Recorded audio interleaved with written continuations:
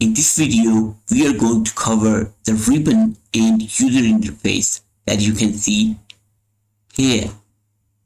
We're going to tick that button, but not until we learn about it. I hope you'd have downloaded these practice files.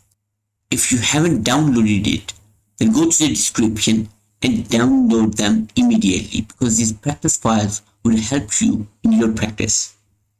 All the stuff that you see on the top of the Microsoft Word is called user interface. The most highlighted area of Microsoft Word would be called as user interface. And now what's a ribbon? This row of buttons comprises of the command buttons.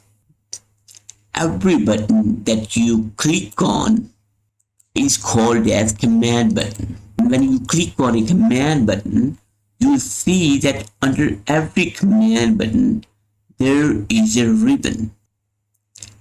For example, when I click on home button, a next row of functionalities that you can see has just appeared before the home button. This is called a ribbon. Every ribbon is divided into further groups, and each group is further divided into buttons that you can see. For example, under the insert, we can see an illustration group right here, and in the illustration group there are further buttons with particular functionality. For example, we want to place shapes.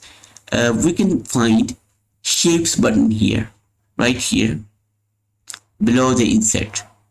All the command tabs have ribbon, but the file command tab, if you click on it, as you can see, it does not contain any ribbon like other command tabs, as you can see over here.